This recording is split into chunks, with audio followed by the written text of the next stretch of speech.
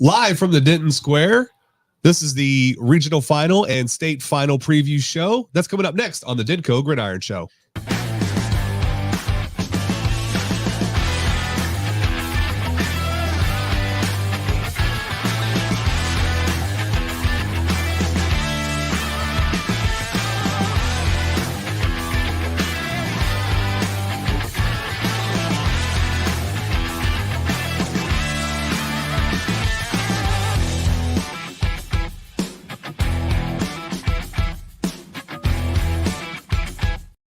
Welcome, everybody. It is Wednesday, November 29th, 2023. This is the Denko Gridiron Show. My name is Stephen Peters, managing editor of the Denko Gridiron platform. That is Lee Livingston to my right, your left. What's up, Lee?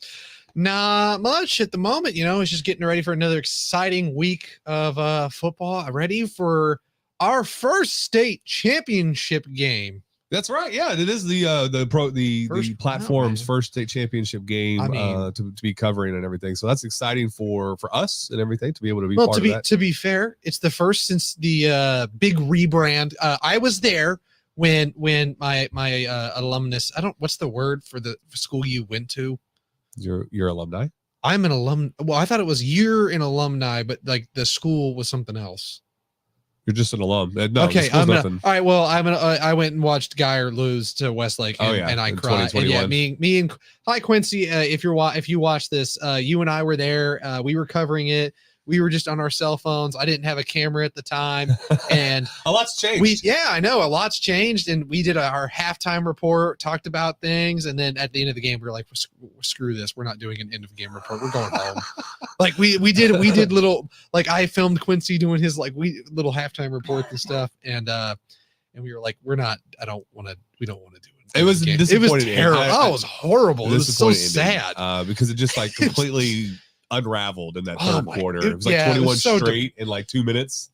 We were so excited because it's like, oh my gosh, like they have the lead over Juggernaut Westlake, and we thought they were gonna win, and it was just so now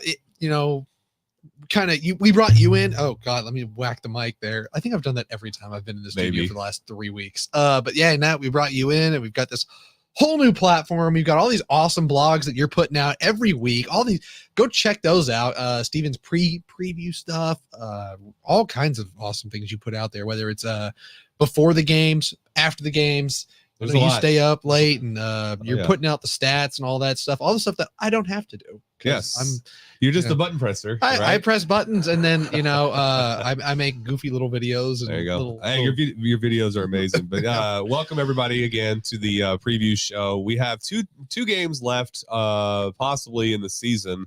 If Byron wins, then we'll have another one next week. And if they lose on Saturday, then we will have some adjustments we need to be planned out for before we get to next Wednesday and moving forward. So so if you're watching us live, give us a shout out where you're watching from, who you got this week, either the Denko schools or around the state. Do you see any upsets on the horizon? Are you rooting hardcore for one team over the other? Whatever you want to talk about. We're back to our normal preview setup. So we're going to have news to talk about, quite a lengthy bit of news, considering we only have 2 games to preview. We'll talk about one of the games, and then we'll talk about the Denko game of the week. So let's just hop right into it. Before we do that, let's talk about where we're at. Where you can watch this and watch it again afterward on YouTube. Right now it's on the Facebook, it's on the Twitter. You can always follow us at Denko Gridiron and all the channels. You can see it scrolling below the screen. Lee just put it up as well. You want to hit us up on email, info@denkogridiron.com, at Denko Gridiron, all the social channels. And of course, the website is denkogridiron.com. And then I am Speeders over on Twitter. That's where you can find all the awesome writing and things that we talk about. If you want to follow, if you're a high school football junkie, go follow Steven on Twitter. Absolutely. I'm not go follow him. If you're just a football fan, absolutely worth your follow. I love all his goofy stuff, all his fun stuff. And if you wanted to follow some of the fun stuff about Bobby Petrino that we were joking about before the show and his hilarious neck brace, I think you can find some funny stuff there too. Still. And then if you want to see fun video, the most iconic photo ever. That's one of the most iconic college football provides some of the funniest stuff on the planet. That's one of the best memes I've ever encountered in my life. So it's like in football realm in general. Like there's so here's my Mount Rushmore, and it's of the 3 levels. You have high school, which is going to be Jason Herring last year complaining about the travel for Refugio to state. Oh my God, that was funny. Then Bobby Petrino for college football and his wonderful neck brace and being all bruised up from his motorcycle accident. And then the third one is going to be Danny Green's "We are who they thought they were. And we let them off the hook." That one. Those are my 3 top moments in football history, because that's off the field at least related. So okay, so I was gonna say, so in college football, I think it has to be up there now. And I'm so sad they're getting rid of it, as they're putting in some rules about it. Is Brian Kelly dancing with the players during recruiting?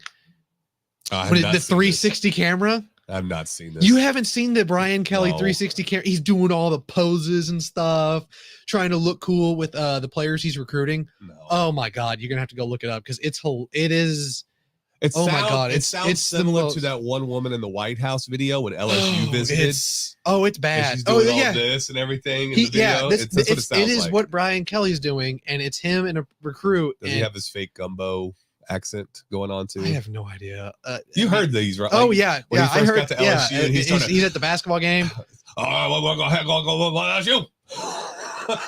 Brian Kelly is a wonderful. And then lastly, I'll shout myself out. If you want to see most of our videos, you can follow if you want to just see Denton County football, follow at Denko Gridiron on Instagram, follow it on Twitter. Most of the videos are going to be at Denko Gridiron on Instagram, and then all of them, everything, all of my own videos, football, Denko Gridiron related stuff, is going to be Lee_Livingston13. That's on Instagram. All of my video content, sports video related stuff, all of it's gonna be there. And then now on to our to that end, entities. If you want to hire this man away for his video production, have at it, man. I mean, not that we want to get rid of him. I love what you do, and I like having somebody I can work with on this stuff and have a co-host. I would appreciate it. But this man is doing a lot for nothing. Same here, but I have a full-time job. You want to make him a full-time videographer and highlight reel specialist? Hit him up. I would love it. All right. So let's get to our video news drop. Hit him.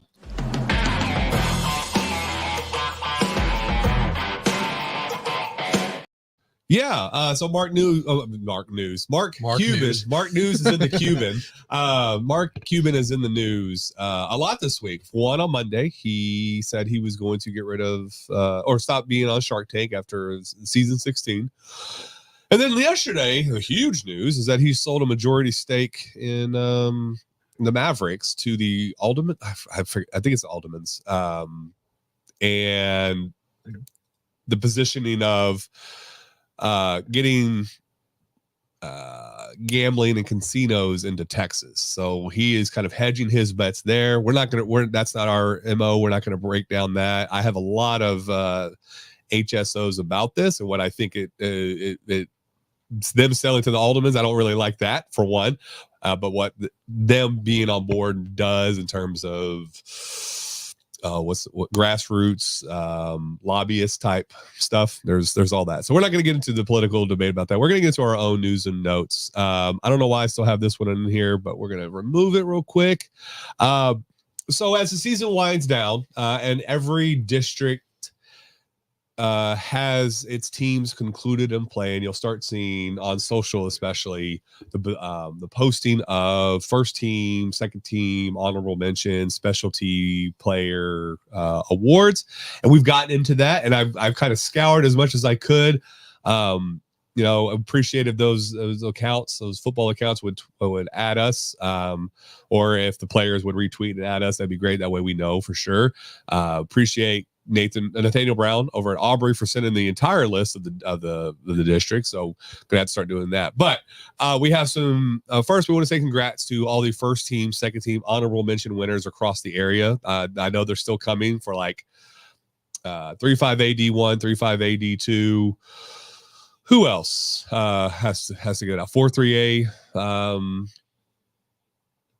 Trying to think of any others. 43A. Yeah. 56A. 56A. Yes, they still need to do it. And 46A, but they have two teams still left playing, so they won't get that out until after those two are eliminated from the playoffs or until after state, however that shakes out. So for what we have, give a kudos to the 66A, a co-offensive MVP, Byron Ellison from Louisville. The defensive MVP, Sean Oliver, which that should have been unanimous. I don't know how he wasn't just MVP because he was a wrecking ball this year. He's probably going to go to the Coppell kid, one of the Coppell kids, like Tipton or Edward Griffin as the MVP. But Oliver had an amazing junior season, and I'm looking forward to seeing what he does his second year of varsity next year. No complaints to me from me in regards to if someone like Edward Griffin or Tipton getting an MVP. But at least he got, as long as Sean Oliver's getting that defensive MVP. Yeah, for sure. It's all good. Absolutely. There's a few others on there as well. I know there was like a utility man of the year and then a newcomer of the year. I think Louisville took home both of those with Jaden Hardy and Xavier Fleming. Over to 65AD1, Brennan Meyer won the MVP award from Wakeland. Tristan Airy was the offensive MVP from Reedy, and Khalil Smith was the defensive MVP also from Reedy. So congratulations to those three. To 74AD1, Panther Creek, the entire coaching staff won coaching staff of the year. So shout out to Clint Surratt and that unit. Fantastic job. We'll talk offline, but I think we want to do, I at least have wanted to do it last year and I didn't get around to it. I just got burnt out. But we need to look at maybe doing like an awards for the area, whatever, like the Denko Gridiron, first teamer or quarterback of the year or whatever we want to do. But yeah, I would definitely put Surratt's squad or Surratt's coaching as one of the better coaching performances this year in that whole unit. Braxton Roberts over also at Panther Creek won MVP for the district. And again, there was others that won first team, second team, honorable mentions and specialty stuff. Like I think Roderick Bell won Special Teams Player of the Year, so congratulations to him there as well. 54AD2, Tyler Brown from Aubrey won the MVP, and then Xavier McCoy won the defensive MVP. So again, shout out to these players for their performances. More is still to come once we get that information. So we're not just going to stop there acknowledging these awards and everything and retweeting them out and all that stuff. But we'll also have a comprehensive list built out on the website. Maybe later today, maybe tomorrow. Who knows? The world is my oyster. It's basically my website. So yeah, it's one of the things. That's the nice thing is like I just get to kind of you just get to show up and look pretty. Oh, yeah, I know. I get to show up, look pretty, maybe put some notes in the show doc, and I get to I don't have to do all the web stuff, which is not something I like to do. I love doing that. I hate web. I got on Wix, started making a portfolio, and I hated it so much. Yeah, well, those little platform builders are garbage, and you have to pay to actually like use it correctly. It's still terrible. I paid to use it correctly, and I don't like it. Okay, well, it's still like it's so the term is called WYSIWYG, which is what you see is what you get. So they are very much based on that, and a lot of platforms, even WordPress, has kind of moved to that WYSIWYG style. I hate it. I get in there and code and everything, and I don't want to code. See, I do. And I might break the website too. So I've done that, and then I had to reverse course and restore and break the website. I have.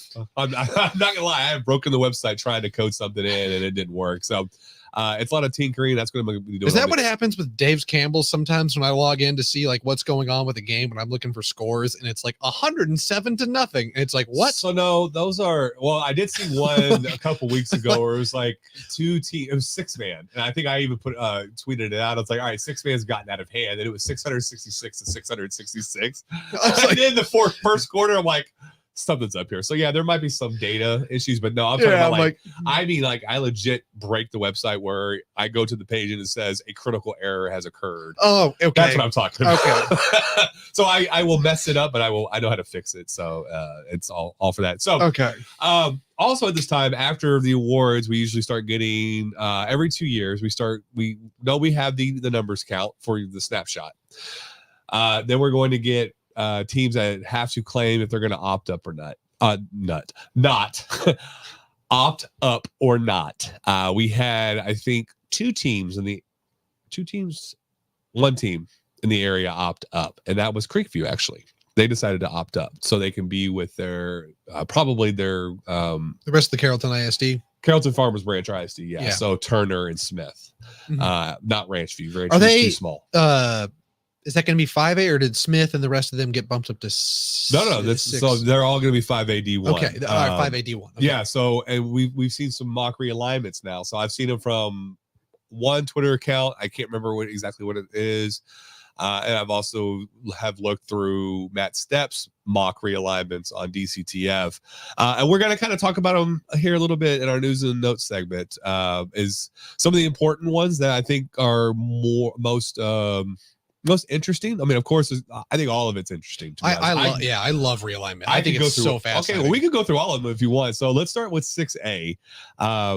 And first going to what is the mock is showing as 4-6A, and that would be all the Northwest ISD schools, because Northwest High School had enough to go up to 6A. So now we're going to see all of Northwest ISD in the same district, most likely. Not most likely. They will be in the same district. I can't see them splitting up, being that it's only 3. So Northwest, Byron Nelson, and Eaton will all be probably in the same district. They're going to be joined by all but one Keller ISD school and Southlake Carroll. So I think this is going to be pretty interesting to see Northwest and Byron in there along with Southlake and how that shakes out in the next couple of years. So I think the one question I have was, I know you haven't mentioned in the show doc, is which of the Keller ISD schools is it that's not getting bumped up or it's not going to be in the 6A or in this district? Yeah. So actually it's Fossil Ridge is the one that's going down. Oh, okay. So that's surprising to me, because Fossil Ridge has been 6A for such a long time. Since it started. So that's really surprising to me. Timber Creek, Keller, Central are all 3 going to be in 6A still. Fossil Ridge dropped down. I think so. So off the top of my head, that's going to be really good for Fossil Ridge, because they are okay. They've been up and down. They've had some good years in the past. I think that's going to be good for Fossil Ridge. And then I think this is going to kind of just be it's going to be a fun district with all the Northwest schools together, between Byron Nelson, Northwest Eaton. Like that's going to be a fun one. And then Southlake Carroll. Just kind of some fun little crosstown rivalry stuff going on there. For sure. And they're all bunched up right there too, which is, I think, it makes it a little bit better as well. So that's gonna be a fun one. I hope that pans out the way we think. I think what's gonna even be funner, because that's a word, is 5-6A. What's mocked up is all the Denton ISD schools and all the Louisville ISD schools going back together. So you're gonna have Guy or Braswell, then Marcus, Flower Mound, Louisville, Hebron together, then Coppell. So you said all of the Denton ISD schools, but like we're not getting the 6A Denton. Yeah. Schools. I was like, well, we're not getting Ryan. We're not going to get. Yeah, we're not getting Ryan and Geyer. So that's no, we are getting Geyer. Geyer and Braswell are. You're getting Geyer. Yes. Yeah, it's like we're not getting Ryan and. They could meet up in the non-district play. Yeah, and I think that'd be fun. They need to go back to doing that. I think they need to go back to, and this is where obviously the Ryder game can't happen, like Ryder and Wichita Falls can't happen because those schools just aren't going to exist. But or they're going to exist as middle schools. But like Geyer and Ryan, it's like, I don't just play every year. Like I get like the whole, well, you want to play who you're going to play in the play. It's like, you're going to play that caliber of team in the playoffs. Like, why not just play your local rival each year? I get the coaches may not want to do it, and whatever, I get. But man, to have those communities face off against each other. Play week 2, and week 1. That should be your leadoff for the season. Boom, Ryan and Geyer. And then go play the other teams. And at the end of the day, like, it's going to have a playoff atmosphere. You're going to get to see who's ready, who's not. Like, you're going to learn a lot about each other, like your team, really quickly. Like a real fast. And if it's week 1, oh my gosh, that stadium would be packed. Absolutely. Well, on a Friday night, right? That depends on how hot it is outside. Yeah, true. It could be 110 degrees. If it's 100, back to 9 o'clock. If it's 110, like like it was this year. No, I think hey, like let's go rent out the Star. Like, oh, they would no. That So that'd be. Do you know how much it costs to rent out the Star? I heard it was like 20,000 something. Oh God, no! It's more. It's a lot more. It increased by like 33% from the last time I heard it. Is it 33%? Anywho, it's a third. Yeah, 33%. It's the third higher than what it used to be. It's now $44,000 to rent out that arena. Jeez. But it's split amongst the schools. Okay. But that's also paying for the food in the stands, the people who work there, and all that stuff. So that pays for the bill of like the entire thing. But the caveat there is like you'd have to do it on like a Saturday or something like that because you have Frisco ISD who has Thursday and Friday games there, so you couldn't really do the Star. Maybe, and it'd be kind of weird now that I say it. It's like why are the two Denton teams going to Frisco? The only place I could see them moving it to, because I mean they've done it at Collins. I'm not a fan of the infrastructure of Collins. It's not great. It's sometimes it's fun with the small sideline, but a lot of times it's a pain. It's a pain in the butt to walk through there. Like so this is what's weird. I was talking to one of the camera guys that works for, I think it's DFW Insider, and he never talk about Ward. I think maybe? Yeah, probably a little taller guy, a little bit older. Yeah. So we were just chatting for a second, but it was worse with like Argyle and Heritage just because and this is not, and I all loved those two teams in Argyle, but like Argyle had so many, both teams are small, like smaller teams. Yeah. And they just had so many fans on the sideline, and those fans don't know where to be, and they just kind of stand there. They don't know, like, that's a whole sideline stuff. thing and so I'm trying to maneuver on the sideline, and they don't really know where to go. Whereas like I've been to like the Guyer-Alito game, and both massive rosters, there's a ton of camera people. It was easier to maneuver that game just because it's like the camera people, everyone there, even though it's packed, knows kind of how to operate on the sideline because they weren't allowing, loads of extra, like, people that aren't used to being on that kind of sideline. Yeah. So it was I have some very strong opinions about all the unnecessary people on the sideline and everything. It's like, just get off the field. If you're, I don't mind there being a lot of camera people and a lot of if you're stuff. there to work, yes. Yeah. But if you're there just to stand around and watch, don't go in the press box. That's not for you either. Unless you're in a walled off community room. And then 2, get off the field. You're in the way of either referees, players, or people like Lee and then myself later in the game who are there to work. Yeah, and it was in like, but yeah, that's just my hot take. Like and what's cool is like the tunnel dads, they like that, none of them are ever in the way. Like they're on the field every week. They know where to stand. Yeah. They're out of the way. Like the people that are on the field every week that are a part of the process, they're out of the way. But that's a whole side tangent. Very much back to the 5-6-8 thing. 5-6-8. I think that would be a blast. It would be a blast. You would. It's to me, it's very top heavy in terms of like the Guyers, the Lewisvilles, the Coppells, maybe Marcus as well.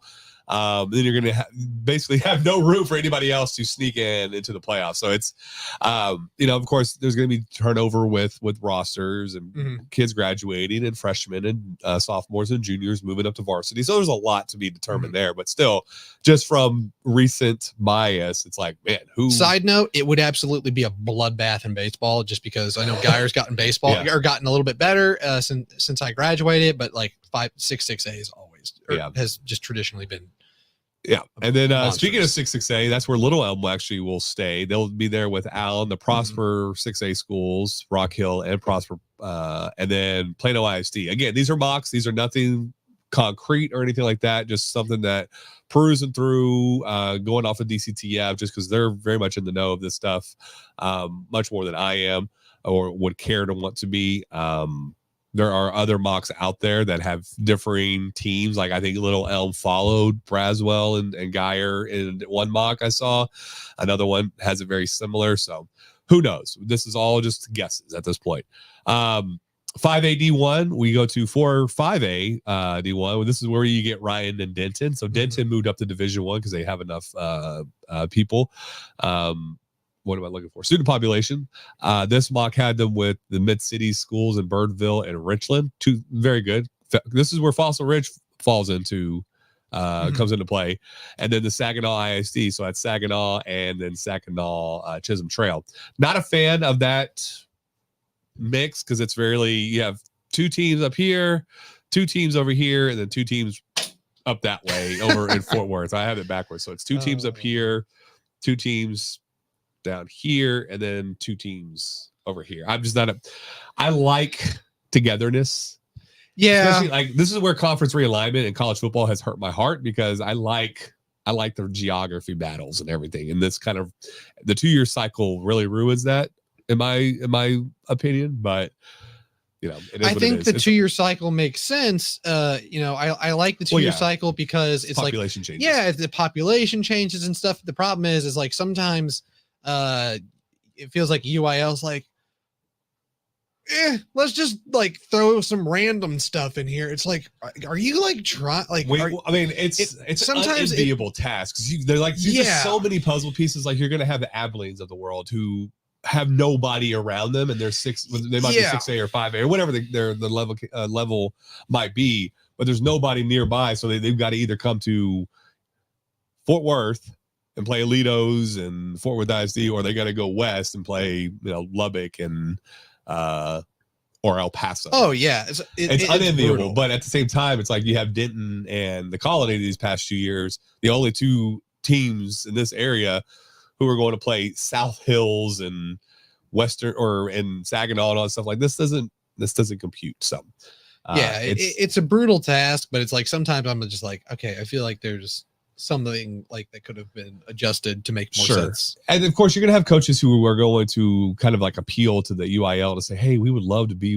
with this group, and everything like that. And what can you do for us type of stuff, and they'll try to accommodate as much as possible, but at the same time they've got a lot of accommodations to go for. There's thousands of and it's not just football they have to worry about too. There's basketball, then there's the non-sport UIL activities as well, so it's a lot to piece together.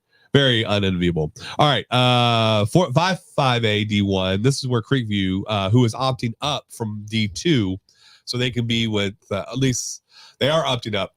They will most likely be with their fellow CFBISD schools in Carrollton Creekview or Carrollton Smith and Carrollton Turner. Too many letters. It is a lot of letters. And then they are in this mock paired with Dallas ISD. There's a lot of different Dallas ISD schools there, so I'm not going to go through them, but it makes sense just because they're that weird geographical center that doesn't really have a home. 6-5 AD1, Reedy, Lone Star, and Wakeland are staying together in this mock, along with Frisco Heritage, Centennial, Lebanon Trail, and Sherman. McKinney North is looking to be added there in this mock. Fairly decent district, I think, in that one. Same thing with 4-5 AD1 that we talked about with Ryan and Denton. I mean, just going again off of recency bias, Birdville and Richland were both good schools this year. So that, again, is going to be tall task for Denton to get back into the playoffs again, just based off of that knowledge. And of course, Ryan has been Ryan for forever. So. All right, 5A D2. This is where it starts getting a little interesting and like really interesting in terms of like who's grouped with who in this mock. So Argyle is in 5-5 AD2 in this mock with the Frisco ISD schools, Emerson, Liberty, and Independence. Nothing changed there. You add now Walnut Grove, who's now going to be a UIL team as opposed to these, what is it called? Not Rogue. I forget what the terminology is. There is a term for playing kind of like just your own schedule as you're waiting to get through the grace period of UIL. Because like you can be a varsity program, but you have to wait a couple years or so, or a year before you're actual like in a district. So this is now where Walnut Grove is in this. What is it called? It's gonna bug me now, and I'm gonna like randomly think about it as John's talking to us later. I'm like, oh, that's what it's called. Anywho, so Walnut Grove, Anna, and Denison. Yeah. that's a bit stretched out of a district, but again, you got to lump in Denison somewhere. There's nobody else that they can really play with. So, this is another one, 6-5 AD2 with the Colony going against and being the only school in the area now then going against the ISD, Dallas ISD schools. Bad logistics. They're talking about Seagoville, which is south of Dallas, North Dallas, and a few others. Just I'm not a fan of this grouping. We'll see how it shakes out. But I would like, honestly, the Colony to go with that 5-5 AD2, be with Argyle, Frisco ISD, make that a 1, 2, 3, 4, 5, 6, 7, 8 team district as opposed to them having to be thrown in. Thoughts? Yeah, I think it makes more sense for them to kind of be in that Argyle grouping and such. Yeah, just a weird, it goes back to, it's just a bizarre, hey, let's just put the Colony with the Dallas ISD schools. It's like, yeah, again, why? There's other, after 2 years of having to go with like I said, Fort Worth, Western Hills, and South Hills, or whatever it is that they've had to play these last 2 years, going back and forth between in home games and away games. How about you give them a little bit of a break and put them closer to teams near them? Yeah, it's just a weird one, and I can't really wrap my head around it. It's just like, I mean, yeah, there's plenty of small districts, and I think it'd also be a little bit more fair to kind of the Dallas ISD schools to just let them, have their own thing. I mean, have their own. It would benefit the Colony because they'd probably make the playoffs easily. Yeah, in that group, which is fine. I mean, that's the ultimate goal. Like, hey, put us with Dallas ISD. We want to make the playoffs, sure. But yeah, I don't know. Not a fan of that one, but who knows how this all shakes out.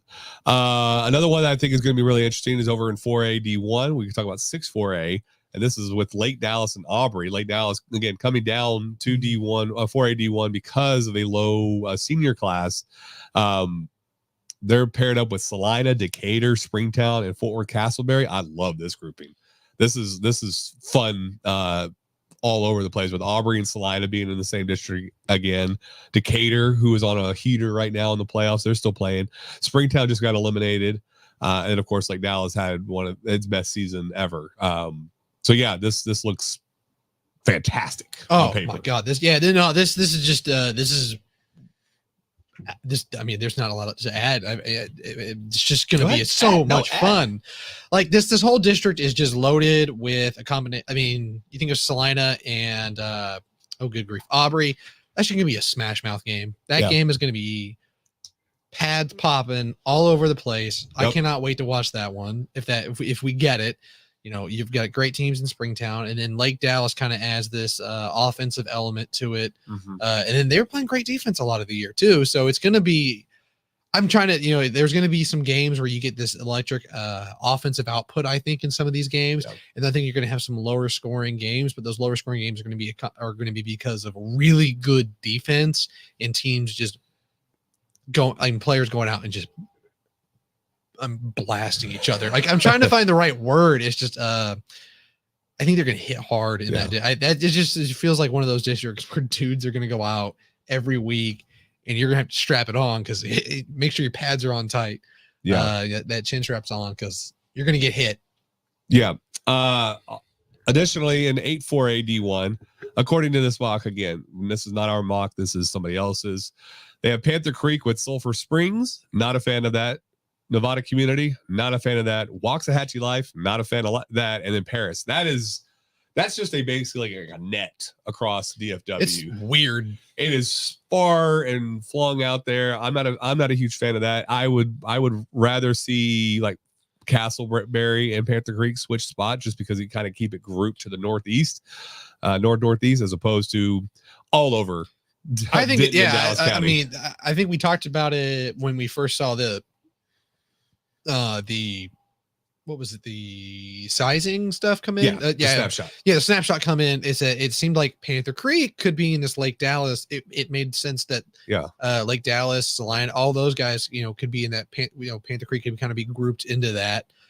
So I wouldn't be shocked if Panther Creek ends up in that. But this one would suck. I mean, this one would be really and considering like how many home games Panther Creek got last year. What is this year? It's bad. Like, It's really bad. Like if you start doing, we talked about skinny triangles when you're talking about the finding a midpoint for your playoff games. This one is legit just a spider web everywhere across, Ellis, Denton, Dallas, and whatever other counties are out that way. If I were a team in this district, I'd say, hey, I don't even want to play a home game. Can we just find neutral site games? Like, this is stupid. Yeah. So yeah, I'm not a fan of that one. Hopefully that does not come to fruition. But if we did have Panther Creek in that other one with Lake Dallas, Aubrey, Salina, Decatur, Springtown, even Castleberry, I mean, I'd almost call that the district of death when it comes to 4A, because that's a lot of top talent or top teams. Yeah, you'd be guaranteed somebody who was a playoff team not getting in. Yeah, 100%. It'd be the 5-6A, what 5-6A was the last couple of years. Yeah, it'd be that. For sure.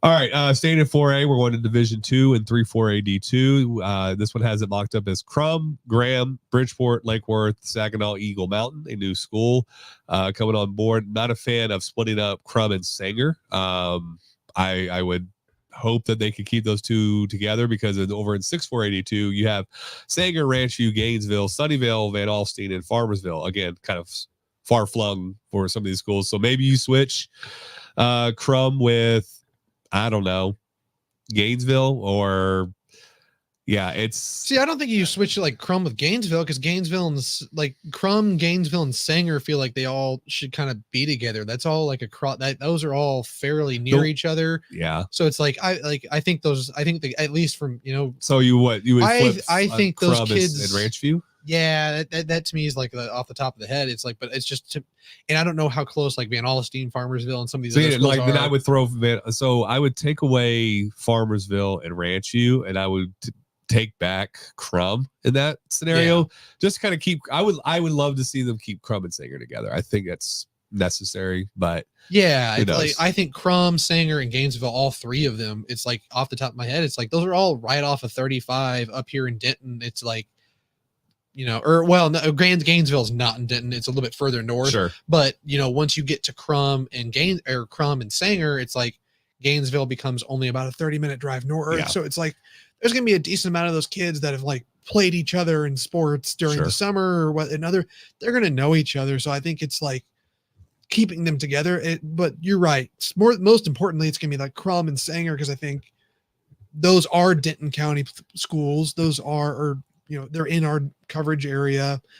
They're 15 minutes from each other. They're really close. Yeah. And obviously Ponder's, classification lower, but it's like, there's a reason that game's so fun. It's because they're right next to each other. And the lower in classification you go, when they're close together schools, man, those games are awesome.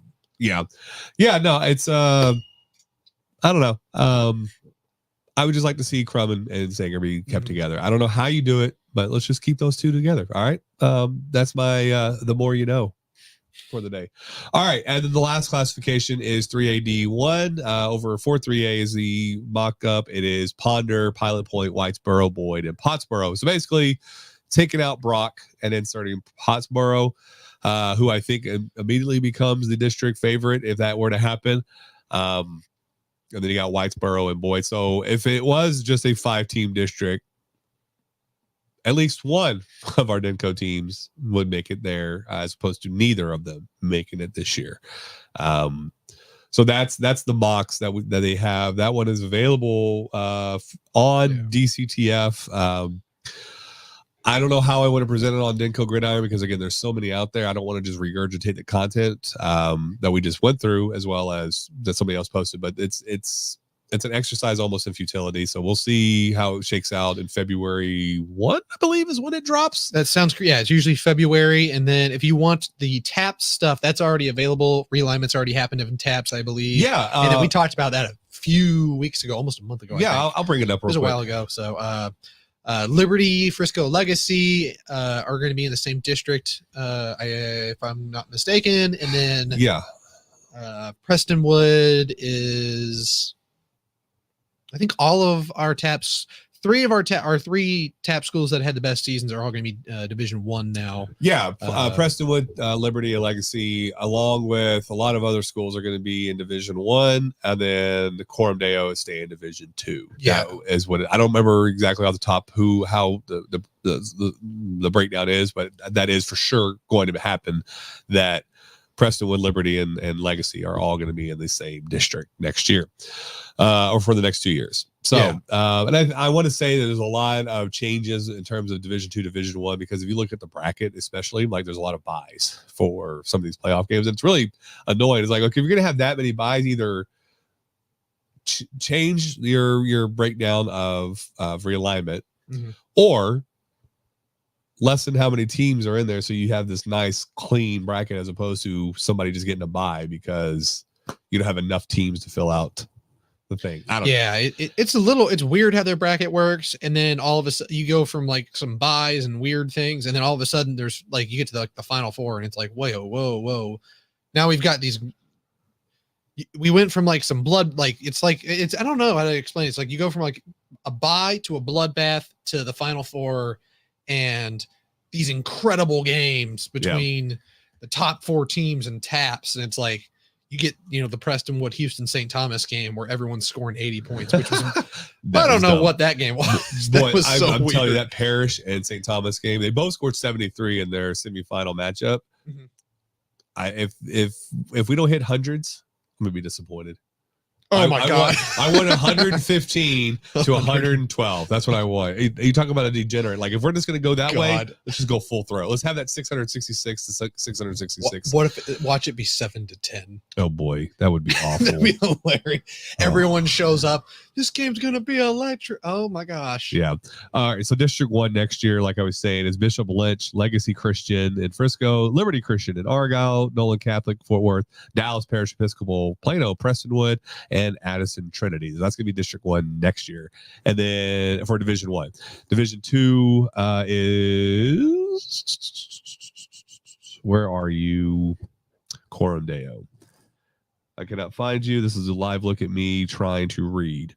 Are they? Where are they? I gotta find Coram Deo. I don't know. Why is this such a struggle? Cannot find Coram Deo.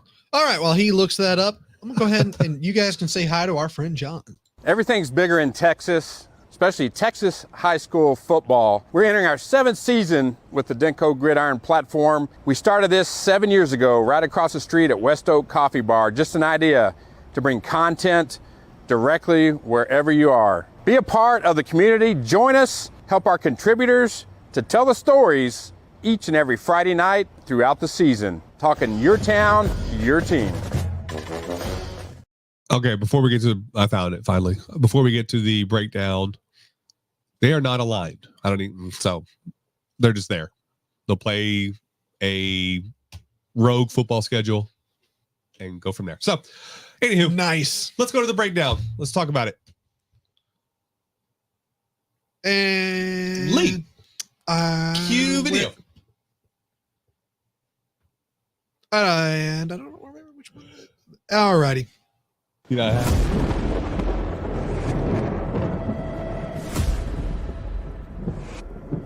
a little early with the game of the week. We are. Where's our breakdown, man?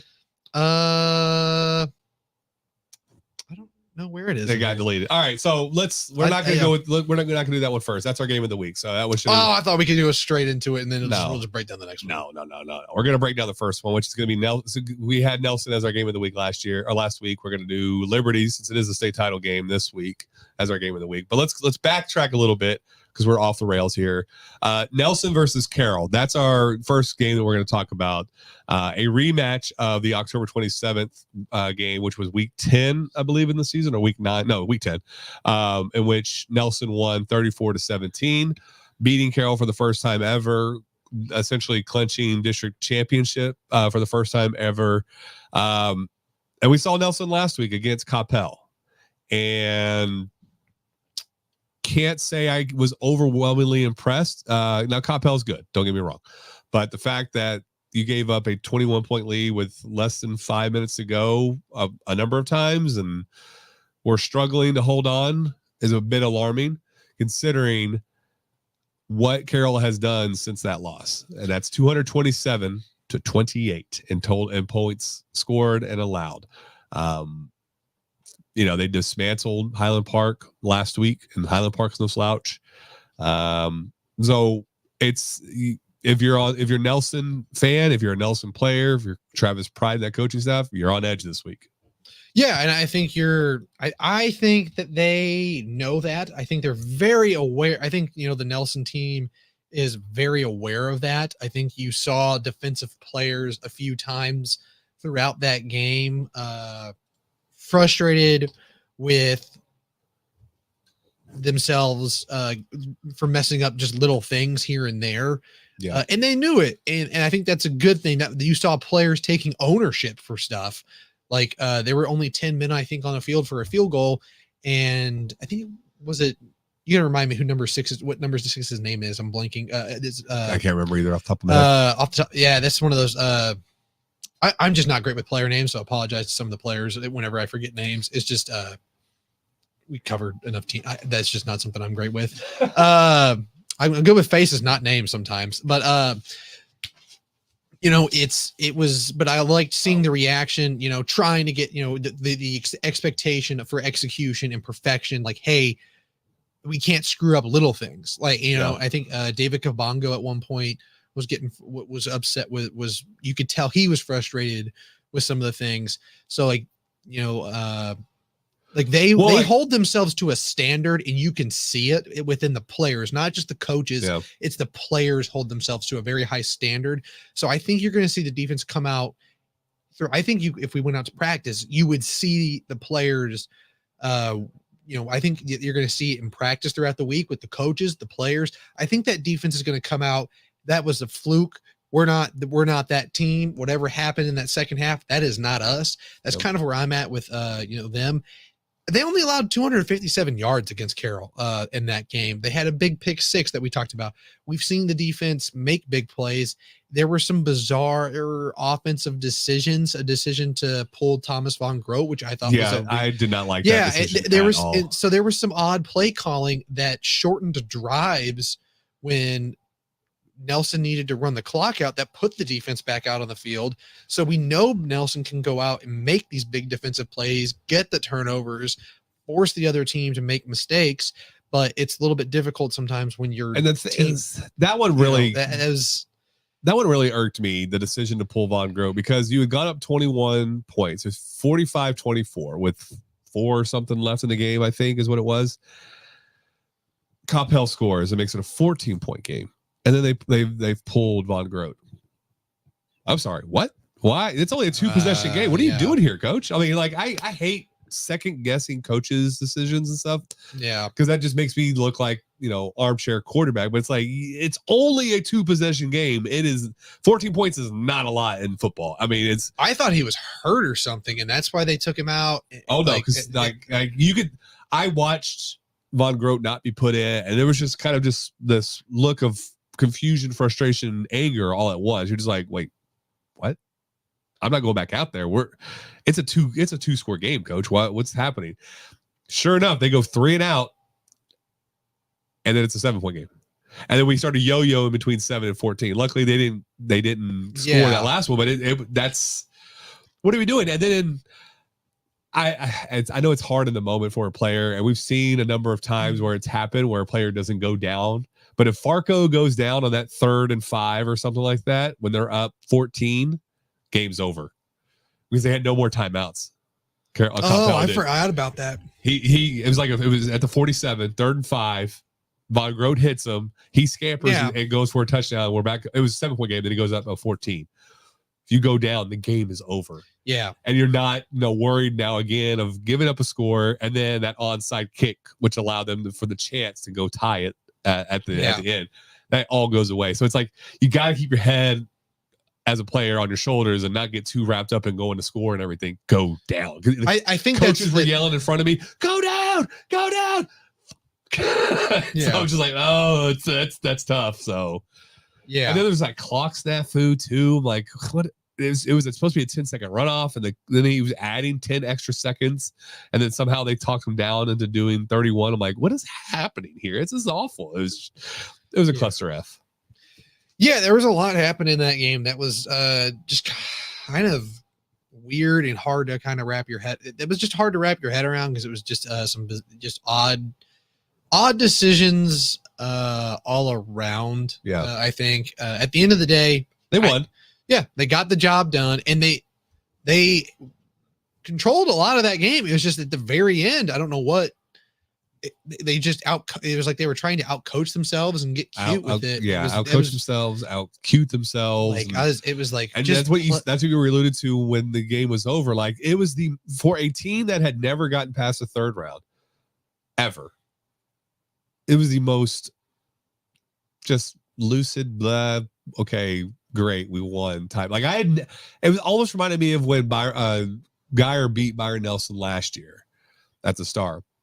The players were just kind of like over it. Like they just tired of playing football almost. Just you saw in their eyes, just like, man, God, I'm tired of this. I don't know what's happening, but I'm tired. Like they were mad that they won. Yeah, that's kind of what you saw. Like, you heard it from the players in the chat. I'm not going to say who was talking what, but you heard like, players saying this was bad coaching decision, or we don't do this. Why are we doing it now? Or can't believe we only won by 7, or that type of stuff. It's just, it was a weird dynamic. And I almost didn't want to talk to the players afterward just because of how, just very lukewarm celebration at best. Yeah. And I think it just goes back to they hold themselves to a standard, and it's like they didn't there at the end. And this is where I think they're going to course correct in the Southlake game. I at least hope they do, because it's like I think they can take this and go, look, just play our brand of football. Because at the end of the day, if you try to do that stuff, you're just gonna you can't do that. If you did that stuff all game, you would have lost. It kind of reminded me of being an OU fan. I'm familiar with what happened. If you in a big games, playoff games, you try to get cute and change things all of a sudden in the second half of the game against a good team, you can't win. Then you're going to blow a lead. Like that's what Lincoln Riley did. Went from running this his fast-paced, good offense, letting Baker Mayfield cook, hand the ball off to Joe Mixon and Samaje Perine, let them run up the middle, to all of a sudden he's sending Kyler Murray out and they're running a speed options and things. They're doing jet sweeps. They're running all these different plays that they don't normally do. And then it wasn't until the fourth quarter at the end, they went back to running their normal offense, and they were able to score on Georgia again. And they ran the weird squib kick at the end of the half that allowed Georgia to kick a field goal, which that field goal was why they were even in overtime. Yep. So and that's kind of where this game reminded me of. It's like, what are these weird decisions that are happening? And I think it's tremendous. It's a great coaching staff over there at Byron Nelson. It's just, you can't outthink yourself in these games. You got to play your brand of football. Don't change your identity and who you are. Be yourself and play that, because it worked when you played Southlake the first time. You won 34-17. You had 400 yards to their 250. You outrushed them 223-100, right? Yep.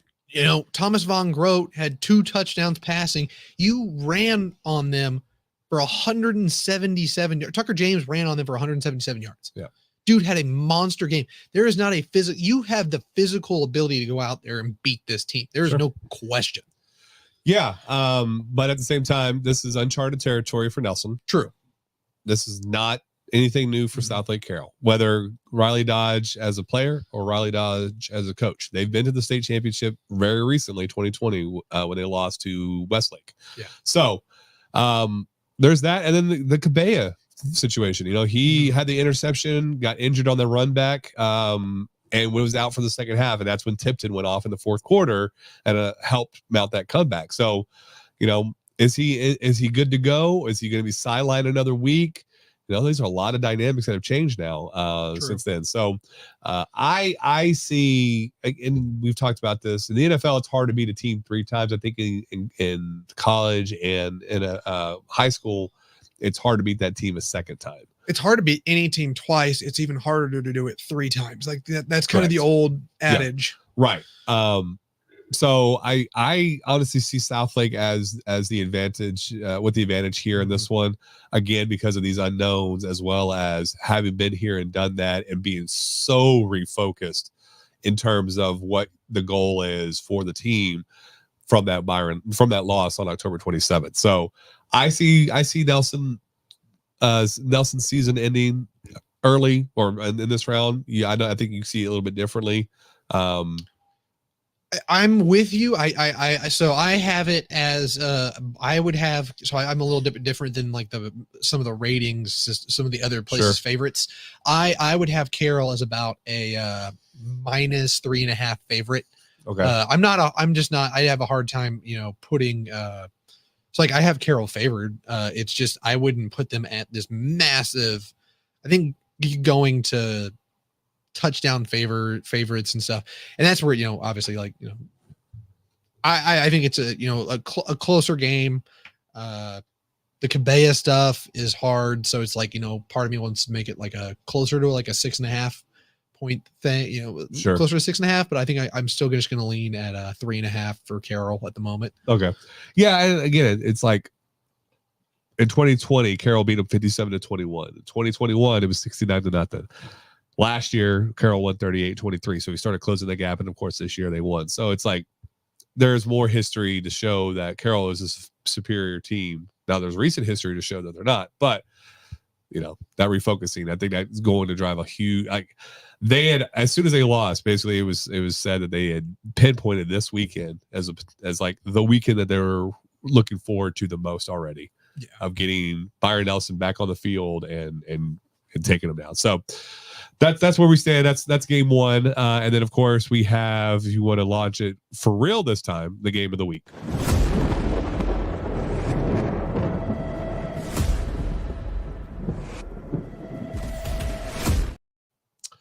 Yeah, the game of the week, as you just saw, is Regents and Liberty. Our first TAPPS state championship game to cover in the area. Now I know Prestonwood went to it last year, but we were not covering Prestonwood yet. They were not in our official. They are in the county. They were not in our coverage area at that time, and we've expanded that this year.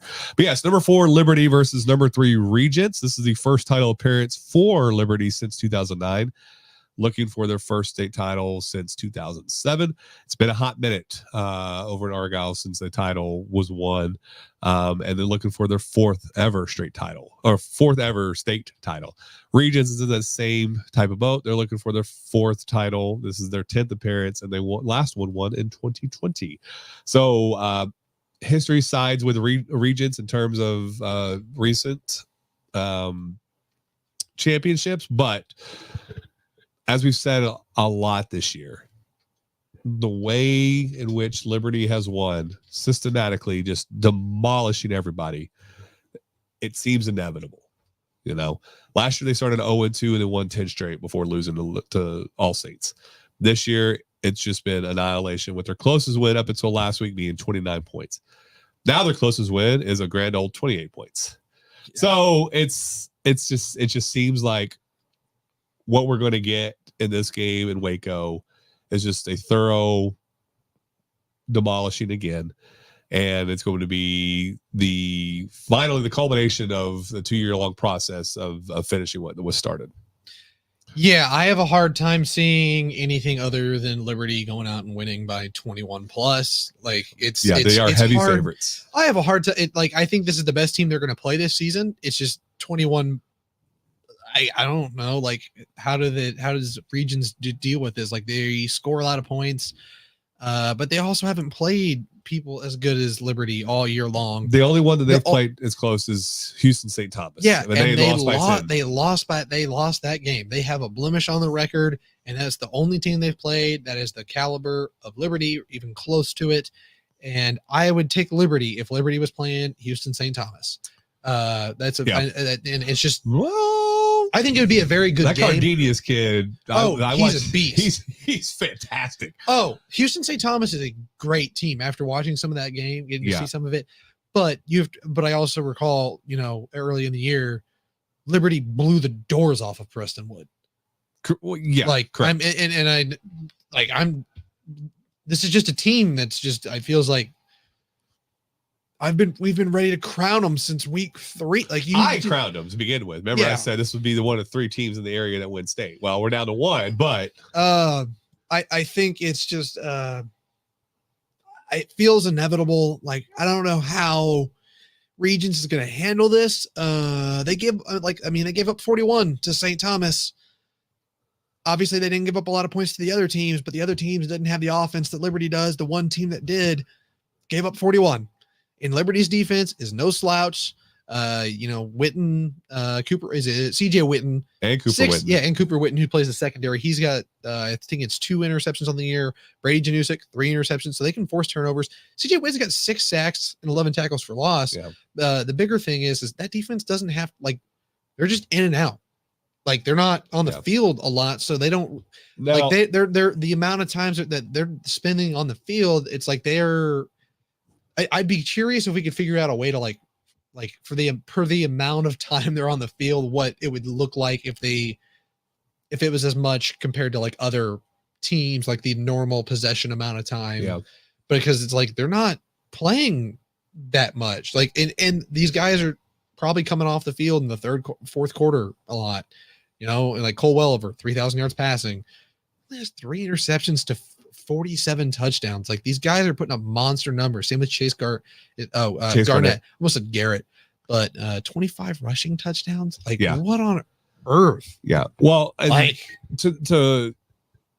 so here's what I noticed in watching Liberty last week. So they got up to a big lead, 14-0. And weirdly, it was the second score was Chase Garnett held up at the 1-yard line, ripped out, ball flies a little bit forward, and there is Brady Janusik there to catch the ball from the air and get a touchdown. It was 14-0. But after that, it seemed like they kind of play with their food. Kudos to All Saints for making it interesting. And it's just like earlier this year, interesting mid third to the end of the third quarter. It's close, and then Liberty piles it on. And a big reason why they piled it on, at least in this game, was Max Saul, who had 3 sacks. 2 of those were forced fumbles. He just lit up the quarterback, and I forgot his name, but he just absolutely lit him up. And here, I have the roster. It was Keldon Ryan is who he pummeled all night long. It was fantastic defensive effort.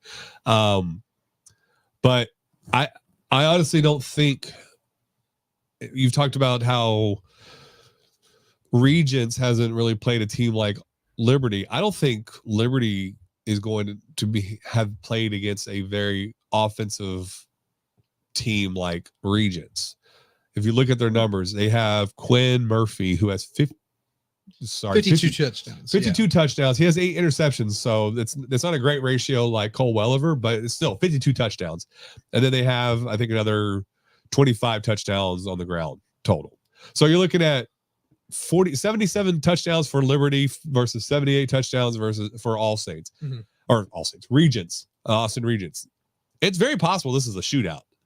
That is true. I think that's the one way that they're able to, or Regents is kind of able to get things going, is to turn it into a shootout. Or they could sit on the ball. Who knows? Oh, they could try sitting on the ball. I don't think that's what you really want to do with Liberty. I think that's a poor decision. We've seen, like an NFL comparison is, doing that against like the Chiefs. It's like, that's a really risky way to play, because if you have one bad possession, if they stop you one time, now you're chasing. Yes. And now you have to play catch up. So it's a really risky way to do that, unless you know for a fact that your offensive line and your running game is, kind of like the Titans. It's good enough that you can do that. And when you do throw the ball, when you do take that shot, you can do it. Right. So that's why it's so risky. So I'd rather just try to take my chances getting into the shootout, try to be fast paced, try to come out early, show them we're not scared to come out playing, on fire. But I would say Liberty has played some decent offenses. I mean, Frisco Legacy was having a good year offensively. It was Ian Polt it's Polt, correct? Polt, yeah. I'll just make sure it's not like Polte or something. No, you're good. But 34 touchdowns on the year. He had over 2,000 yards passing. Kellen Tasby had a solid year. So those are a couple guys that had decent years going into the season or coming when they played. And then I don't remember the All Saints quarterbacks like total numbers coming in, but I thought they had put up some decent points coming in. They had all put up some decent points, but I just don't think they've not Regents numbers, no, as prolific. That's fair. This is a team that's averaging 47 points a game. I think it's somewhere Liberty was Legacy was around that same point in the season, but we saw very much how much of a difference in talent there was, and I don't know. I don't think it'll be that stark. I think Liberty's better. Yeah, don't get me wrong, but I don't think Liberty has played a team like Regents yet. And I had even forecasted in my head like they're probably going to play Regents. Regents is pretty damn good. They've won recently. They've been deep in the playoffs multiple years in a row. So it seemed like an inevitable matchup where these two are going to meet. So yeah, I think I think so. It could be a good game. I'm still going to favor I would still have them at I think minus 21, minus 19.5, minus 21.5 is about the right spot. And that's nothing against Regents. Regents could make this a game. They could make if they can turn it in. If this is a shootout, kind of like the Thomas game, the St. Thomas Prestonwood game, that's kind of where I see like if they can find the hole in the defense and work that, cause a breakdown. I think that's where they have a chance. But I do think the defense for Liberty, I think they're good enough to go out and make the big play. They've done it throughout the year. I agree. They've got talent there. I think they've got a little bit more physicality probably than we suspect. And that's the hard part is, sometimes you don't always know when a team has just blown everybody out like this. It's like, I don't know how much they're playing in the fourth quarter. It's like, right. Yeah, no, that's a good point. All right, man. So predictions for this week. I think we're both kind of in the same camp. I think we see Liberty hoisting the trophy this year. Yep. On Friday night in Waco. But I think we also the next day see the season ending for Byron Nelson. I have it a little bit more spread, where I think Southlake is a 10-point favorite, if not better. You think it's going to be a toss-up?